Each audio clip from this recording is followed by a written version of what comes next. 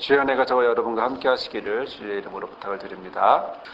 자, 하루하루 살면서 우리가 많은 사람들을 만나게 됩니다. 수없이 많은 사람들을 만나게 되죠. 여러 곳을 가게 되고 또 예상하지 못했던 사람들을 보게 되기도 하고, 자, 이렇게 많은 사람들을 만나면 과연 어떤 사람이 대하기 편할까? 이런 생각을 한번 해봤어요.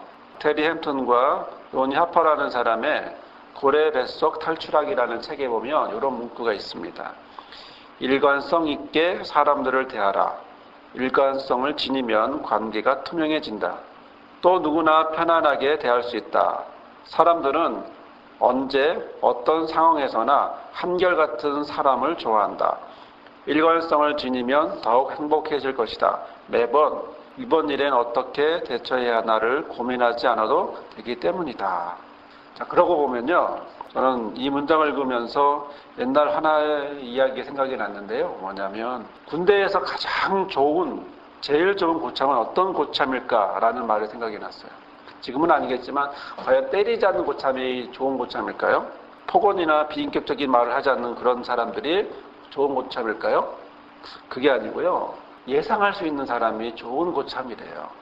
내가 이 정도 하면 이 정도 하겠지. 내가 조절할 수 있는, 저는 이것을 생각해보면, 그렇지요. 어느 곳을 가던, 어느 곳에 있던 군대뿐이 아니라 직장이든 사회든 학교든 어디든지 내가 만나는 사람들 보면서 예상할 수만 있다면 우리가 어느 정도 조절할 수 있는지, 그리고 어떻게 대처해야 되는지를 또 엉뚱한 곳에 행동하게 되는 그런 것들을 미연에 방지하면서 준비할 수도 있겠죠. 자, 그런데 재미난 사실은 뭐냐면 아무리 좋은 사람이라도요, 아무리 사이좋게 지내는 사람이라도 예측할 수 없는 사람은요, 참 대하기가 어렵다라는 거예요. 그리고 항상 이런 생각을 하죠. 그렇게 하지 못하고 당황하게 되면서 저 사람이 저럴 줄 몰랐어, 이런 생각을 하고 참 상처를 받게 되는데요. 공감하시죠? 자, 그러나 우리의 바람은 내가 그런 사람이 되겠다기보다는 그런 사람이 내 주변에 많았으면 하는 그런 생각을 하게 해요. 자, 그러면 어떤 사람이 과연 일관성이 있을까? 어떤 사람이 예상할 수 있는 사람일까? 항상 똑같기만 하면 될까? 겉으로 드러나는 모습이나 행위가 항상 똑같으면 될까? 사실 이런 사람은 오늘 우리에게 주시는 말씀에도 나와 있습니다. 서기관들이죠. 율법사들이라고 하는 바리새인들입니다. 종교적으로 유대신앙의 권위를 갖고 있는 높은 위치에 있는 이 사람들, 과연 이 사람들은 어떤 행위를 하고 있는지, 겉으로 드러나는 똑같은 행동을 하고 있는지, 이에 대해서 예수께서는 말씀하십니다. 38에서 40절 말씀 보면 자세히 말씀하고 있는데요. 예수께서 가르칠 때에 가라사대 긴 옷을 입고 다니는 것과 시장에서 문안 받는 것과 회당의 상자와 잔치의 상석을 원하는 서기관들을 삼가라. 저희는 과부의 가산을 삼키며 외식으로 길게 기도하는 자니 그 받는 판결이 더욱 중하리라. 먼저 예수님은 그들이 입고 다니시는 긴 옷에 대해서 말씀하고 있습니다. 이 옷은요, 세마포로 된 통으로 된 옷입니다. 땅까지 닿는 긴 두루마리 옷인데요. 이 모습은요, 사람들로 하여금 자신의 경건함을 보여주기 위함이에요. 옷에다가 율법의 말씀을 커다랗게 써서 경문을 달고, 그리고 다른 사람들에게 이렇게 나는 하나님의 말씀과 함께 살아간다라고 하는 보여주는 그런 옷이었고요. 두 번째 나오는 시장에서 문안한다라고 하는 것은 우리가 이해하는 그런 시장이 아니고, 어떻게 말하면 어떤 권력의 중심지, 어떤 힘의 중심지라는 건데, 아고라이스라고 하는 이곳은요, 어떤 정치적이고 행정의 기관들이 있고, 또 상거래가 오고 가고 고용 계약을 맺는 그런 사회 활동의 어떤 중심지예요. 바로 이런 곳에서 뭘 받고 싶어요? 인사받고 싶어요. 어떤 사람이 인사받습니까? 높은 사람, 영향력이 있는 사람, 이런 사람이죠. 자, 남에게 얼마나 높임을 받기를 원하는지를 보여주는 말씀인데요. 자, 세 번째는요, 회당의 상자와 잔치의 상서, 어떤 자리입니까? 말 그대로 높은 자리죠. 명예로운 자리고요. 바로 이런 명예로운 자리를 집착하다 보니까 하나님을 높이기보다는 자신을 높이고, 또 그것에 급급하기 때문에 하나님의 영광보다는 현세의 지금의 나에게 실리적으로 무엇이 더 중요한지 거기에 더 눈이 밝은 걸 볼 수가 있어요. 그러면 이렇게 겉으로 똑같고 항상 똑같고 언제나 그럴 것이라고 예상하는 이런 사람이 과연 일관된 사람일까? 아니죠. 예수께서는 39절에 이 사람들을 어떻게 하라고 말합니까? 삼가하라, 즉 조심하라 이렇게 얘기합니다. 그 사람들하고 가까이 지내지 마라. 그들에게 배우지 마라. 그들의 말은 듣더라도 그들의 삶은 본받지 말아라. 이 얘기를 마태복음에도 말씀하시는데요. 왜냐하면 그들은요, 속은 겉과 달리 높임을 받고자 원하지만 겉은 뭐예요? 경건한 척하고 있기 때문에 무엇이 다릅니까? 겉은 항상 똑같을지라도 뭐가 달라요? 속과 겉이 다른 사람이기 때문에 그러죠. 그래서 예수께서는 그들을 향하여 조심하라고 말씀하고 있는 겁니다. 40절에 보듯이요, 그들은 과부의 가산을 삼키고 외식으로 길게 기도하는 사람이라고 얘기합니다. 여러분, 유대 사회는요, 가부장적인 사회입니다. 자, 그런 사회에서 남편인 가장을 잃고 과부로 살아간다는 건 경제력을 잃어버린 사람들을 얘기하죠. 어떻게 할 수 없는 상황들을 얘기합니다. 사회적으로 가장 보호받아야 되고 보살핌을 받아야 할 대상이라는 거예요. 이것은 율법에도 나와 있어요. 규정되어 있어요. 그럼에도 불구하고 율법을 가장 신실하게 경건하게 지킨다라고 하는 누구? 이 서기관, 바리새인들이 어떻게 해요? 남보다 앞서서 율법을 지키는 이 사람, 그래서 그 사람들을 정말 도와줘야 될 그 사람들이 과부들의 가산을 강제적으로 또는 교묘하게 착복하는, 다른 표현으로 말하면 반율법적인, 율법을 경건하게 지키는 자가 속으로는 반율법적인 행위를 하는 이런 모습을 얘기하고 있는 겁니다. 용서할 수 없는 거죠. 겉과 속이 다른 악행이라는 겁니다. 이런 그들이 외식으로 위선으로 가득한 그들이 거짓된 경건을 통해서 사람을 속이고 더 나아가서 누구를? 하나님을 속이면서 길게 기도하는 이런 경건함, 위선된 경건함을 보이고 있습니다. 이렇게 겉과 속이 다른 그들의 외식함을요, 마태복음 23장에는 아주 자세하게 나와 있습니다. 마태복음 23장에 보면 1절에서 36절까지 이어지는 총 말씀 중에 총 7번이나 화 있을 진저, 외식하는 서기관과 바리새인들이요, 또는 화 있을 진저, 소경된 인도자여, 이런 얘기들이 계속해서 반복되고 있는데요. 특히 13절에는 뭐라고 말씀하냐면 화 있을 진저 외식하는 서기관들과 바리새인들이여, 너희는 천국문을 사람들 앞에서 닫고 너희도 들어가지 않고 들어가려 하는 자도 들어가지 못하게 하는도다, 이렇게 말했습니다. 27절에는요, 화 있을 진저 외식하는 서기관과 바리새인들이여, 회칠한 무덤 같으니 겉으로는 아름답게 보이지만 그 안에는 죽은 사람의 뼈와 모든 더러운 것이 가득하도다, 라고 말씀합니다. 회칠한 무덤이 뭐죠? 회칠한 무덤은요, 자연산 동굴이 아니고요, 그냥 길가에 있는 그런 무덤인데 무덤인지 아닌지 구분이 안 되는 거예요. 그러니까 뭐합니까? 마치 페인트 칠하듯이 횟가루로 그것을 칠해 놓는 거예요. 뭐라고? 여기가 무덤이다라고 보이는 거예요. 그러면 유대인들은요, 무덤가에 가지를 않아요. 왜입니까? 무덤에 들어가거나 무덤가를 만지고 시체를 만지면 치리가 부정하기 때문에 건들지를 않는단 말이에요. 그러니까 회칠하다는 건 뭐냐면 이것은 무덤이기 때문에 속은 썩고 부패한 시체가 있기 때문에 겉은 하얗게 회칠함으로 인해서 들어오지 마라, 건들지 마라라고 하는 표시를 한 거지만, 바로 이러한 표현을 바리새인들을 향하여 했다는 얘기는 속은 썩은 시체와 같다는 거죠. 겉은 아무리 희게 발랐어도 겉은 멀쩡한 것 같지만 그러나 속은 위선으로 가득한 이런 부패 속에 있는 썩고 부패한 시체로 가득하다라고 하는 그런 이야기를 예수께서 책망하시는 거죠. 자, 이렇게 겉과 속이 다른 이런 서기관들과 바리새인들의 외식은요, 바로 이런 위선은 결국엔 자신도 어떻게 해요? 남도 천국에 못 들어가게 하면서도 자신도 못 들어가게 하는, 자신뿐만 아니라 남도 못 들어가게 한다라고 예수께서는 책망하고 있는 겁니다. 그래서 오늘 우리에게 주시는 말씀의 4절에 보면 그 받는 판결이 더욱 중하리라. 뭡니까? 이 사람들이야말로 더 엄한 심판을 받을 거야 라고 주께서 말씀하고 있는 거죠. 자, 그러나 이러한 모습이 과연 서기관과 바리새인만 이런 행동을 할까? 이런 모습을 보일까? 왠지 오늘 우리에게 주시는 말씀에 뒤이어 나오는 바로 이 여러 부자들의 모습도 그러하다라는 느낌을 주고 있습니다. 41절에 보면요, 여러 부자는 어떻게 해요? 많이 많이 넣는다라고 얘기했습니다. 연보교의 헌금을 부자들은 많이 넣었다라고 말하고 있는 겁니다.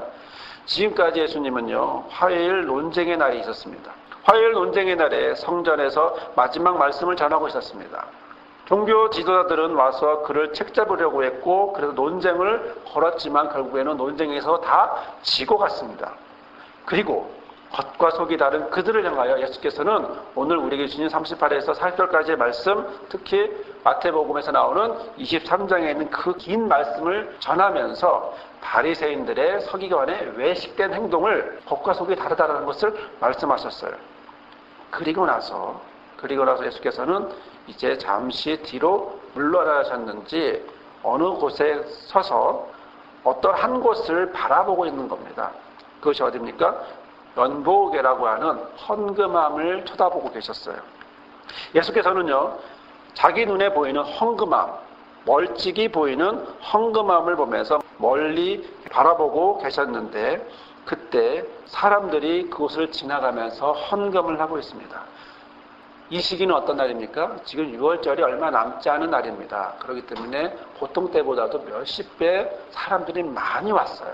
그리고 그 사람들이 6월절을 지내기 위해서 헌금을 준비하고 헌금을 합니다. 그리고 그 사람들이 많은 헌금을 하고 있는데 그 중에 어떤 사람들이 눈에 보입니까? 부자들의 모습이 보입니다. 부자들이 헌금을 하고 있습니다. 넣는 헌금의 모습을 마가복음은 이렇게 표현하고 있는 거죠. 부자가 많이 넣는다.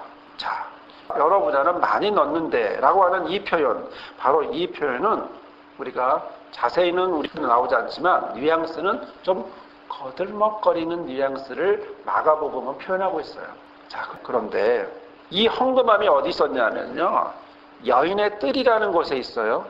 이곳은요, 이방인의 출입을 통제하는 곳이에요. 유대인의 성전은요, 제일 바깥이 이방인의 뜰이에요. 그리고 중간이 여인의 뜰이고요. 그리고 그 다음이 남자의 뜰이에요.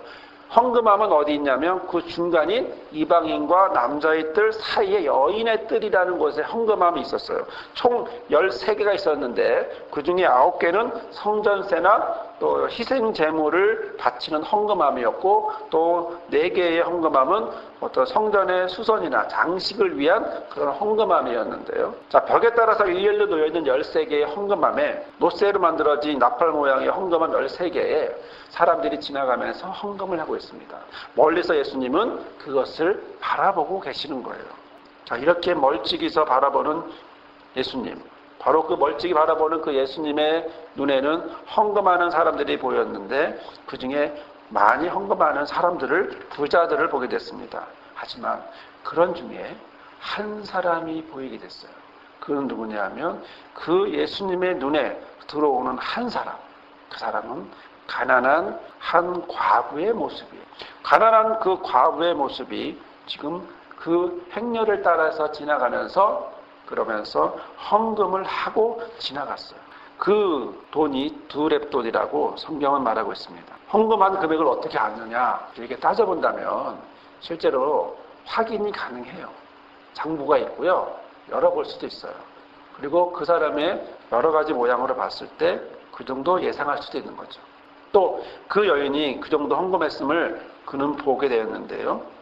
여튼 이 과부가 지나가면서 2렙돈을 헌금을 합니다. 2렙돈이 어떤 돈일까요? 이 2렙돈이라고 렙돈이라고 하는 거는 그 당시에 가장 작은 화폐 단위예요. 가장 작은 돈이에요. 지금 우리나라식으로 말하면 1,000원 아니면 500원 정도의 가치가 있는 거예요. 자, 무슨 얘기냐면 헌금함에 헌금을 드려야 하는데 부자들은 소도 드릴 수 있고 양도 드릴 수 있는데 가난한 사람들을 위해서 준비할 수 있는 비둘기도 이 2렙돈 가지고는 비둘기도 못 사는 거예요. 그렇게 작은 비둘기의 반쪽도 못 사는 그런 작은 돈을 헌금을 드리는 겁니다. 마가복음 43에서 44절에는 바로 그 모습을 보시더니 예수께서 제자들을 부르시면서 말씀합니다. 내가 진실로 너에게 이르노니 이 가난한 과부는 연보계에 넣는 모든 사람보다 많이 넣었도다. 저희는 다 그 풍족한 중에 넣었거니와 이 과부는 그 구차한 중에서 자기 모든 소유 곧 생활비 전부를 넣었다라고 말하고 있습니다. 사랑하는 여러분, 지금 예수께서는 지금 무엇을 보고 계신 걸까요?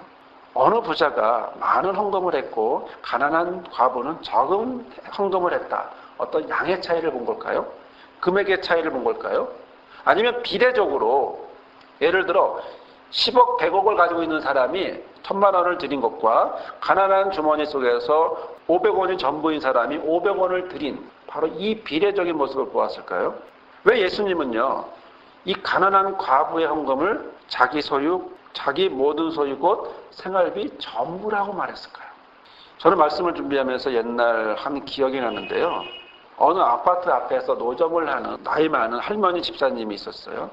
그분은 남편이 일을 할 수가 없기 때문에 몇십 년을 그렇게 노점을 하면서 힘들게 살아가는, 그러면서 교회를 간간히 힘들게 오시는 그런 분이었어요. 저는 그분에게 신방을 갖고 그러면서 교회를 나오지 못하고 있기 때문에 이렇게 물어봤어요. 그랬더니 그분이 이렇게 말씀하시더라고요. 너무 힘들어서 교회도 못 가고 헌금도 못 한다고. 저는 그 말을 들으면서 좀 마음이 답답하고 많이 힘들었는데요. 교회도 못 나올 정도로, 그리고 헌금을 하지 못할 정도로 그는 그 시간에 거기 있어서 뻥튀기 하나라도 팔아야 하는 그런 모습을 하고 있었던 거죠. 저는 이 말씀을 준비하면서 어떤 생각이 들었냐면, 왜 예수님은 그 가난한 과부가 보였을까? 왜 가난한 과부가 그 부자 중에 가난한 과부가 보였을까? 저는 성경적인 근거는 없지만 혹시 그 과부의 모습에서 예수님의 어머니 모습을 보지 않았을까? 가난한, 힘든, 그리고 아버지 없이 홀로 자신을 키워왔던 그 어머니를 보지 않았을까? 이런 생각을 해봅니다. 자, 우리 교회가 개척을 하고요, 벌써 1년 8개월이나 지났습니다. 저는 집과 교회를 왔다 갔다 하면서 같은 길을 셀 수 없이 많이 다녔어요. 다니면서 가끔 안타까울 때가 있는데요. 그건 뭐냐면 가게를 내놓은 사람들을 보면서 참 안타깝습니다. 어제도 이렇게 지나오다가 어느 교회를 출석한다고 하면서 이야기를 나누었던 그 집사님 그 가게, 거기에 이렇게 종이가 붙어 있더라고요. 임대문이 이렇게 써 붙어 있더라고요. 저는 이것을 보면서 참 마음이 아픈데요. 그런 결정을 내리기까지 그의 심정은 어땠을까? 그건 얼마나 힘들었을까? 없는 중에 최선을 다하면서도 했는데도 더 없게 되는 상황이 아니었을까? 또 그것을 느끼는 그런 상황 속에서 그가 느끼는 것은 과연 무엇일까? 이런 생각을 해보게 됐습니다. 말하지 않아도 느낄 수 있는 그런 모습이었습니다. 저는요, 말씀을 준비하면서 왜 예수님은 그 사람에 대해서, 가난한 과부에 대해서 자기 모든 소유고 생활비 전부를 드렸을까라고 묵상해 보았습니다. 2렙돈이면 가난한 사람들이 살 수 있는 비둘기도 못 사는 돈인데, 비둘기 재물도 제대로 할 수 없는 이런 돈을 그 여인은 왜 헌금을 할까? 왜 헌금을 했고, 또 많은 부자들 가운데서 과연 어떤 모습으로 헌금을 드렸을지는 너무나 당연히 상상이 되는 모습이거든요. 부자들의 팔자걸음을 하는 헌금 행위와 지금 손 꼴꼴에 꾸겨서 안 보이게 감추고 그러면서 살짝 아무도 안 보이게 넣으려고 하는 그런 모습이 우리가 상상이 되는데요. 과연 이런 부자의 헌금과 달리 왜 예수께서는 그가 전부를 드렸다고 말씀하고 있는 걸까라는 것이죠. 부자의 많은 헌금 속에서 그래도 그거는 자신의 가진 것이라도 드리고자 하는 그 과부의 마음을 예수께서는 보신 것이 아닌가라는 생각이 들었습니다. 그 2렙돈은요, 유월절을 맞아 드리는 가난한 과부의 마지막 헌금이었을지도 모릅니다. 아니, 이건요, 예수님이 그의 생활비의 전부라고 얘기할 정도면 그가 어떤 사람인지 느껴지는 거죠. 다른 표현으로 말하면 그가 드린 헌금은 단순히 돈이 아니라 사르밧 과부가 엘리야 제사장한테 했던 것처럼 마지막 목숨이 아니었을까? 마지막 힘이 아니었을까? 자신이 유일하게 표현할 수 있는 마지막 마음이 아니었을까? 마지막 뜻이 아니었을까라는 겁니다. 즉, 이 2렙돈은요, 단순한 헌금이 아니라 생명 그 자체라는 거죠. 결국에 그 과부는요, 그 생명으로 하나님을, 마지막 그 생명 하나를 가지고 하나님을 사랑하고자 원했던 것이 아니었을까라는 거죠. 마가복음 12장 28절 이하에는 큰 계명에 대한 말씀이 나오죠. 겉으로만 경건한 율법사가 와서 실천도 못하는 가운데, 그러나 이 가난한 과부는 하나님을 사랑하는 마음으로 자신에게 유일하게 있는 이 마지막 생명을 하나님 앞에 사랑으로 드리는 너무나 대조적인 모습을 우리는 보게 됩니다. 자, 그런데요.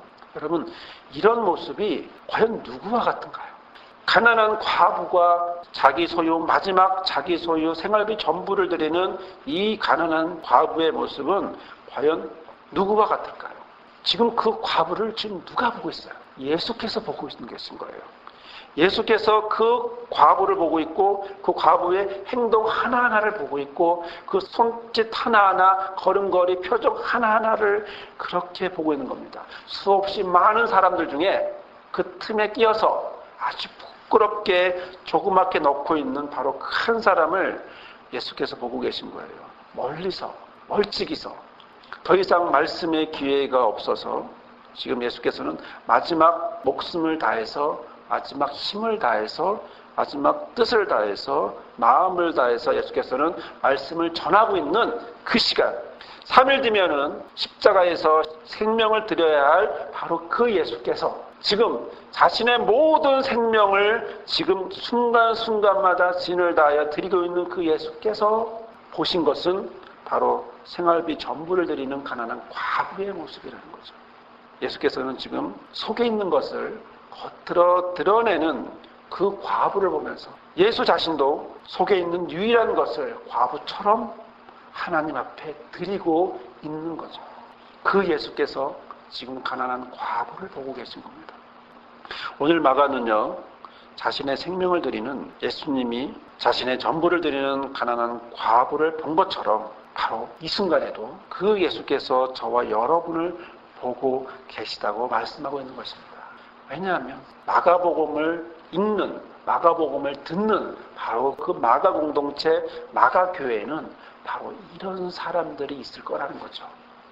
자신의 작은 것, 그러나 자신의 전부인 것을 드릴 수밖에 없는 바로 그 사람들, 바로 이러한 모습, 마가복음을 듣고 읽게 될 바로 그 사람들, 그들에게 예수께서 어떠한 눈으로 보고 계시는지, 지금 바깥에서는 유대인들이 크리스찬들을 잡아가두기 위해서 정말 어렵고 힘들게 하고 있는 상황 속에서 자신의 모든 것을 들여서 하나님 앞에, 예수 앞에 성령의 인도받아 살아가는 그런 초대교회의 모습을 만들어가고 있는 그 마가교회 공동체 한 사람 한 사람들을 향해서 예수께서 어떻게 보고 계시는지를 마가는 말씀하고 있는 거죠. 또 그 말씀이 이 시간 저와 여러분을, 2000년이 지난 저와 여러분을 향해서도 말씀하고 있는 것은 바로 우리의 모습도 주께서 멀찍이 헌금함을 바라보듯이, 그 속에 부자 중에 가난한 과부가 헌금을 드리는 모습을 바라보듯이 저와 여러분도 그렇게 보고 계시는 것이 아닌가라는 마음이 듭니다. 사랑하는 여러분, 과연 저와 여러분에게는 어떤 두렙돈이 있을까요? 저와 여러분은 많은 금액이 있는 건 아닙니다. 많은 것이 있는 것은 아닙니다. 우리는 고백하기를 우리 안에 두렙돈이 있다는 것을 우리는 고백합니다. 아니, 자기의 소유의 모든 것, 모든 소유고 생활비 전부는 과연 뭘까요? 그건 생명이 아니겠습니까? 마지막 뜻과 마음과 힘과 이런 모든 것들이 아닐까요? 즉 속에서 나오는 것, 속에서 그것을 드릴 수밖에 없고 드리고자 원하는 그 간절한 하나님의 마음을 사랑하는, 하나님을 사랑하는 그 간절한 마음을 가진 그 가난한 과부의 모습이 저와 여러분의 속 안에 있는 것이 아닐까 싶어요. 저의 속에, 여러분의 속에, 그리고 그것이 어디로? 겉으로 드러나기를 주께서 보고 계시지 않나 싶어요. 오늘 우리는 영상을 통해서 신들러 리스트를 보았습니다. 처음에 그는 겉과 속이 다른 기회주의자예요. 어떻게 하면 돈을 벌 수 있을까? 그런 모습이었습니다. 하지만 그에게 한 꼬마의 모습이, 한 어린아이의 모습이 죽음으로 가는 것을 보면서 그는 생명에 대한 마음이 그 안에서 넘치기 시작했습니다. 흘러나오기 시작했습니다. 그리고 자신에 있는 모든 것 하나하나를 들여 생명을 살리기 시작했습니다. 1100명이 넘는 사람들의 생명을 살렸습니다. 결국 그가 가진 것은 과부의 두 렙돈과 같은 그것이 그 안에 있었습니다. 그리고 그것을 가지고 그는 사람을 살렸고 생명을 살렸고 그 마음을 아버지 앞에 드러낸 것이죠. 자, 그렇다면 과연 저는 이 말씀을 준비하면서 나의 두렙돈이 뭘까? 이런 생각을 해봤어요. 나의 삶 속에서 두렙돈이 뭘까? 이런 생각을 해보면서 물론 여러 가지가 있겠지만 그 중에 가장 큰 두렙돈은 말씀을 준비하는 것이 아닐까라는 생각을 해봤습니다. 저는 이 두렙돈을 가지고 이 자리에 서 있습니다. 이 두렙돈을 통해서 이 자리에 또 이 자리라고 하는 마음을 가지고 여기에 서 있습니다. 설교를 준비하기 위해서 몇 시간을 기도하고 또 뒹굴기도 하고 또한 괴로워하기도 하고 또한 하나님 앞에 매달릴 수밖에 없는 바로 그러한 모습을 저의 두렙돈이 아닌가 하는 생각이 들었습니다. 회복을 원하는 사람들을 보면서 하나님이 보내주신 한 사람 한 사람을 만나면서 그들과 함께 이야기하고 나누고 삶을 나누는 이러한 모습도 과연 그런 모습, 두렙돈의 모습이 아닐까라는 생각을 해봤습니다. 자, 그러면 여러분들은 어떤 두렙돈을 갖고 계신가요? 여러분이 있는 자리에서, 여러분의 삶의 자리에서, 가정과 직장과 사회에서, 교회에서 또 여러분이 드릴 수 있는 두렙돈은 과연 무엇일까요? 속에서 나오는, 겉으로 드러낼 수 있는 바로 그 두렙돈은 어떤 게 있을까요? 예수처럼 생명을 드리는 그런 모습으로 자신의 작은 것이지만 그러나 전부를 드리는 이 가난한 과부처럼 과연 우리 안에 있는 이 속의 것, 과연 가난한 과부의 두렙돈과 같은 바로 이 작은 것은 어떤 게 있을까요? 바로 그것은 결국 예수님처럼 생명을 살리는, 하나님을 사랑하는, 내가 있는 자리에서 최선을 다하여 드릴 수 있는 바로 그 유일한 것임을 우리는 고백하지 않을 수 없습니다. 사랑하는 여러분, 예수께서는 거짓으로 가득한 서기관들을, 바리새인들을 책망합니다. 하지만 속에서부터 생명이 흘러나와 바치는 가난한 과부의 생활비 전부 두렙돈을 주께서는 보십니다.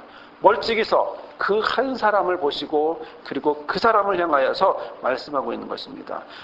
많은 사람들은 풍족한 중에 넣었지만 이 사람은 가난한 중에 자기 모든 소유 곧 생활비 전부를, 자기의 전부를 하나님 앞에 드렸다고, 하나님을 사랑하고 있다고, 바로 이 모습을 주께서는 저와 여러분을 향하여 또 바라보고 계십니다. 이것을 바라보는 주께서 바로 이 순간에도 저와 여러분을 보시면서 우리가 어떤 속의 것을 주 앞에 드릴지, 어떤 속의 것을 주 앞에 드러내서 겉으로 우리의 모습을 만들어갈지, 예수처럼 생명이 드러나는 그런 모습이 될지 주께서 보고 계십니다. 이 시간 저와 여러분이 예수처럼, 가난한 과부처럼 우리의 삶을 주 앞에 드리는, 그래서 생명을 주 앞에 드리고 하나님 앞에 사랑을 드리는 그런 속의 것을 주 앞에 드림으로 아버지 앞에 영광이 되는 그런 저와 여러분이 되기를 주님의 이름으로 간절히 부탁을 드립니다. 아멘. 사랑의 하나님, 오늘도 우리와 함께 하셔서 우리의 삶의 모습이 연약한 가운데에서도 주께서 인도하시는 모습으로 살아가게 하시니 감사합니다.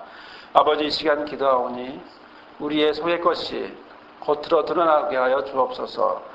우리의 주를 사랑하는 마음이 겉으로 드러나게 하여 주옵소서. 온 마음을 다하여, 뜻을 다하여, 목숨과 힘을 다하여 하나님을 사랑한 예수님처럼 우리도 그런 사람의 모습으로 또 작은 것 하나를 주 앞에 드리는 가난한 과부의 모습이 우리의 모습이 되게 역사하여 주옵소서.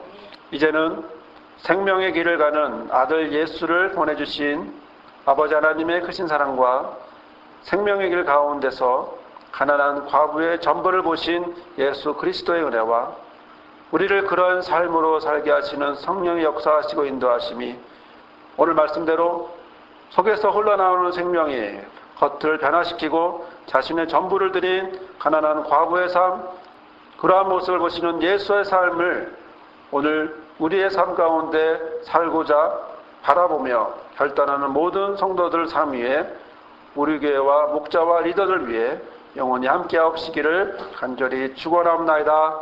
아멘.